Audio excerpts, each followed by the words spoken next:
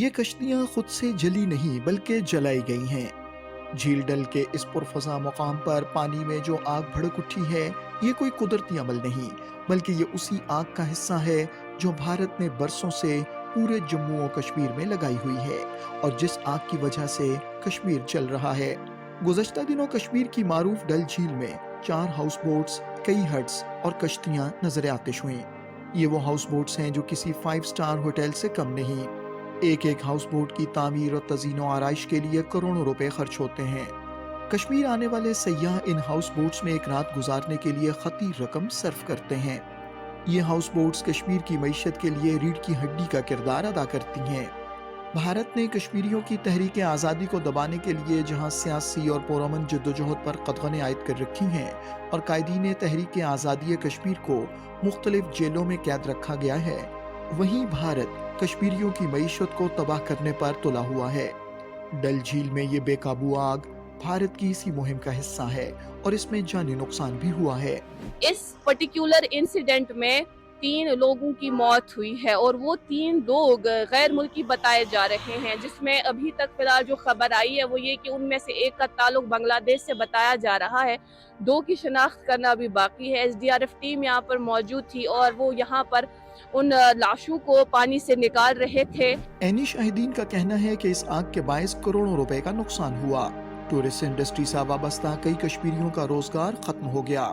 3:30 پونے 4 بجے کے قریب یہ آگ نمودار ہوئی۔ ہم اٹھے تو یہ بیسکلی سارا لکڑ ہے تو اس میں سمجھ نہیں آتا ہے۔ Within 2 minutes, fraction of 2 minutes everything was gone. تو یہ اگر ہم ڈیمیج دیکھیں اوور آل تو یہ کروڑوں میں ہے۔ یہ ایگزیکٹ فگر نہیں کہہ سکتے ہیں، لیکن اگر ہم ایسے حساب لگائے تو کروڑوں میں کچھ کہہ نہیں سکتے ہیں۔ 10-15 کروڑ روپے کا نقصان ہے۔ دیکھیے ہم نے ایویکویٹ کیے، ہمارے بندوں نے کچھ ٹورسٹ، ایگزیکٹ ہم نہیں کہہ سکتے ہیں کہ کتنے ایویکویٹ ہوئے یا نہیں۔ سب کچھ ختم ہو گیا ہے، آپ خود بھی دیکھ سکتے ہیں، آپ کے سامنے ہے، کچھ نہیں بچا ہے، ایوری تھنگ از گون، سب کچھ ختم ہے۔ ووڈن پراپرٹی ہے، اس کی کوئی اتا پتہ نہیں چلتا ہے، وہ پھر آگ کہاں سے بڑھ کے کہاں پہنچے تو یہ اللہ ہی جانتا ہے، اس پہ قابض تو اللہ ہی ہوتا ہے۔ لیکن جو یہاں ابھی ڈیمیج ہوئے، آپ اپنا کیمرہ گھما سکتے ہیں اور یہاں 5 ہاؤس بوٹ جو جل چکے ہیں اور جتنی بھی رہائش جو ہماری تھی، ہمارے رہنے والی جو رہائش تھی وہ بھی جل گئے۔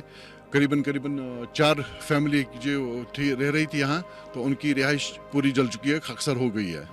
یاد رہے کہ سیاحت کشمیر کی معیشت میں مرکزی کردار ادا کرتی ہے۔ بھارت کے ان گنت مظالم و ظالمانہ ہتھ کنڈے کشمیریوں کی تحریک آزادی کو دبانے میں ناکام رہے۔ اب بھارت کے سازشی عناصر کشمیر کی سیاحت کو تباہ کرنے پر تلے ہیں۔ یہ کوئی پہلا موقع نہیں کہ کشمیریوں کے کاروباری مراکز کو نظر آتش کیا گیا۔ اس سے قبل کئی بار کشمیریوں کے گھر اور بازار چلائے گئے، بستیوں کی بستیاں اجاڑ دی گئیں، باغات اور فصلیں تباہ کر دی گئیں۔ اس سے قبل بھی جھیل ڈل میں آتش زدگی کے واقعات رونما ہوئے۔ کچھ عرصہ قبل نگین سری نگر میں بھی ہاؤس بوٹس کو نظر آتش کیا گیا۔ نام نہاد کٹپوتی سرکار ہر سانحے کے بعد متاثرین کی مالی مدد کے وعدوں کا ڈرامہ رچاتی ہے، مگر آگ لگانے والے کب بھسم ہو جانے والوں کی مدد کیا کرتے ہیں۔ 2-3 ہاؤس بوٹ 2 سال پہلے بھی جل گئی، 2 ہاؤس بوٹ یہاں اور نگین لیک میں بھی جل گئی، 2 ہاؤس بوٹ 3 ہاؤس بوٹ۔ یہ بہت بڑا لاس اس انڈسٹری کو ہوتا ہے جو ایک ہیریٹیج ہے اور جس نے یہاں ہمیرا ٹورزم کو کسی بھی وقت میں ویدر ٹرمائل میں بھی زندہ رکھا ہے، اور آج بھی اس ٹورزم انڈسٹری کو اگر زندہ رکھے ہوئے ہیں تو وہ ہاؤس بوٹ انڈسٹری ہے۔ مگر حکومتیں جو بھی آئی وقتاً فوقتاً اس ہیریٹیج کی طرف صرف زبانی جمع کرتے رہے، کوئی کام اس کے لیے نہیں کیا۔ بھارت لاکھ مظالم کے باوجود کشمیریوں کی تحریک آزادی کو دبانے میں ناکام رہا ہے۔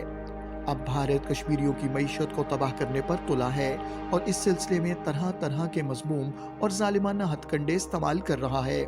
انسانوں، انسانیت اور انسانی حقوق سے پیار کرنے والوں کو چاہیے کہ طاقت کے نشے میں دھت مودی سرکار کو ان مذموم اور غیر انسانی ہتھ کنڈوں سے باز رکھے اور کشمیریوں کی معیشت کو تباہ ہونے سے بچانے کے لیے اپنا کردار ادا کریں۔